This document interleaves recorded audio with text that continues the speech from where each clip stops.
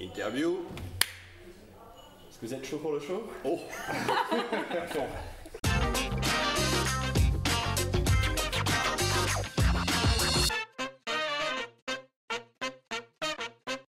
Si vous étiez une couleur?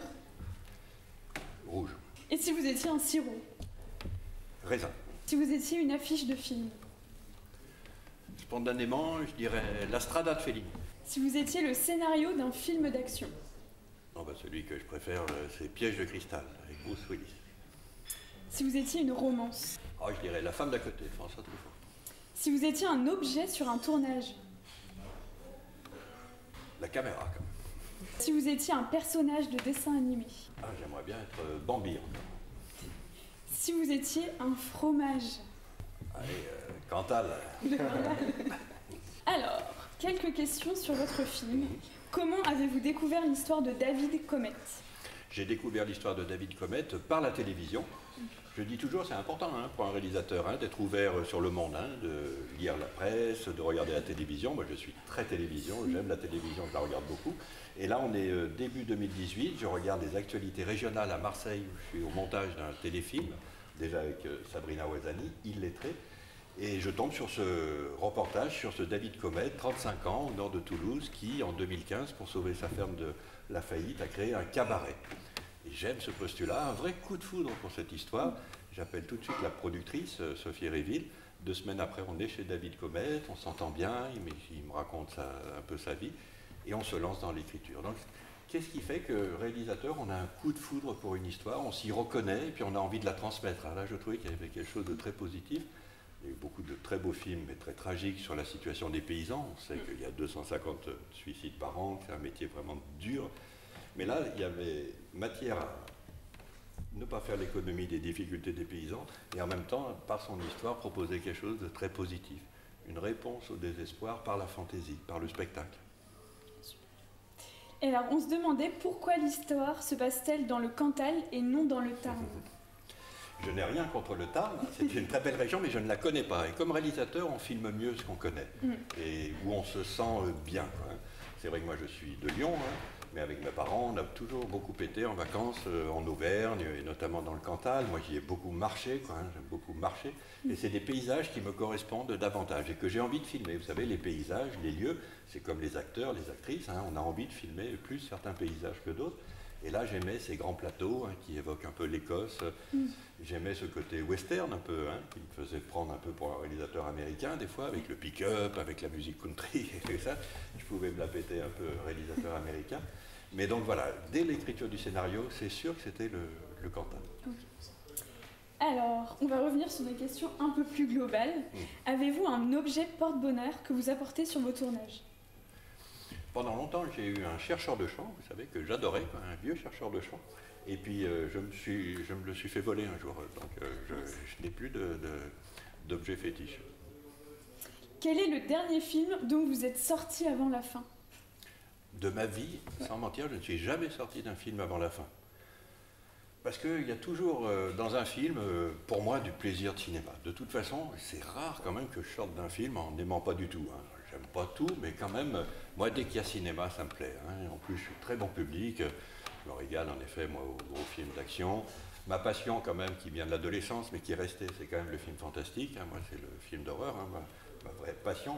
Mais je peux aussi aimer toutes sortes de films. J'ai jamais aimé ce côté, j'aime pas le cinéma américain, c'est des impérialistes, je n'aime que le cinéma albanais ou quoi. Non, moi j'aime le cinéma.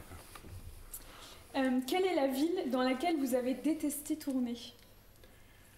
J'ai jamais détesté tourner dans une ville, parce que quand on l'a choisi, bon, moi j'ai tourné souvent à Lyon, étant lyonnais, un peu chauvin, j'aime beaucoup tourner à Lyon, mais j'ai aimé aussi tourner à Saint-Étienne, j'ai beaucoup aimé, j'adore Marseille, j'ai tourné 3 films à Marseille que j'adore, j'ai adoré tourner Maman est folle à Calais, donc j'irai pas dans une ville que je déteste.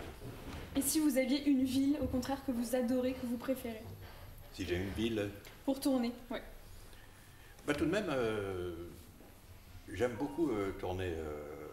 c'est peut-être Marseille quand même. Les amis lyonnais vont m'en vouloir, mais c'est quand même Marseille. C'est une ville énergisante. Après, pour revenir sur votre question précédente, en fait, je n'aime pas tourner à Paris, mais beaucoup de cinéastes n'aiment pas, parce que c'est très compliqué de tourner à Paris, que les gens en ont assez, qu'on bloque les rues, enfin, ils y sont tellement habitués. Moi, je suis très provincial, quand même, dans le fond, et j'aime, moi, quand même, plutôt les villes moyennes. Mais, vous savez, François Truffaut, par exemple, n'aimait tourner qu'en province, parce qu'il disait, justement, quand on est en province, les gens ne rentrent pas chez eux le soir, et vous êtes vraiment dans le film, quoi, C'est pour ça qu'il allait tourner, sans raison particulière du scénario, L'homme qui aimait les femmes à Montpellier ou La femme d'à côté à Grenoble. Quel serait votre dream team pour un tournage de film? Par exemple, des réalisateurs, des castings. Ouais, au niveau des acteurs, peut-être. Que vous n'avez pas encore eu dans des films. Oui. Un casting rêvé pour moi, Kate Winslet et Viggo Mortensen. Je ne peux pas dire mieux, quoi. Voilà, mais à mon avis, ça va rester au niveau du rêve, mais j'adore ces deux-là. Je suis fan de Kate Winslet, mais fan de beaucoup de gens, bien sûr. Si vous n'étiez pas réalisateur, quel métier auriez-vous fait? Je serais bien embêté, parce que la passion est venue très tôt, quand même, vers 13 ans, 14 ans. Aimer être au cinéma, c'était un abri. Je trouve que c'est là où on est le mieux. C'est quand même dans la salle de cinéma, dans le noir, personne ne vous voit, et on plonge dans des histoires qu'on ne vit pas dans la vie. Et donc, cette obsession, cette idée fixe est venue vers 14-15 ans. Donc, je n'ai jamais eu l'occasion de penser à autre chose qu'être réalisateur, de façon même très obsessionnelle, quand même.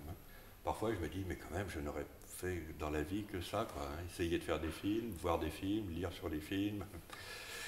Ça aurait été le cinéma, la passion de ma vie, mais c'est une grande chance d'avoir une passion déjà, exclusive, un peu prenante. Il faut lui donner des choses quand on a une passion. Le cinéma vous prend des choses, vous empêche de faire des choses. Alors, Mistral avignonnais ou Mistral gagnant? C'est la première fois que vous venez en Avignon ou est-ce que non, j'étais déjà venu. Parce qu'il y a souvent ce vent un peu avignonnais qui est... Comme aujourd'hui? Oui, aujourd'hui on a un petit peu, mais c'est assez si fort aujourd'hui, oui. En tout cas, ce que je peux dire sans flagornerie, c'est que là, en se promenant dans Avignon, je me disais, mais voilà une ville où tourner. C'est vraiment très joli. Les perspectives de rue, là, avec les façades qui ne sont pas perpendiculaires, et comme ça, qui tournent comme ça, c'est du théâtre, justement. Donc je me disais, là, c'est quand même une belle ville où tourner. Et je m'étonnais d'ailleurs, on me disait que ça ne tourne pas tant que ça en Avignon. Est-ce que vous auriez un mot pour définir les rencontres du Sud? Le mot, spontanément, ce qui me vient, c'est chaleur. Chaleur humaine, chaleur des échanges. Eh bien super, Merci. On a fini. Ça va? Oui, super, merci beaucoup.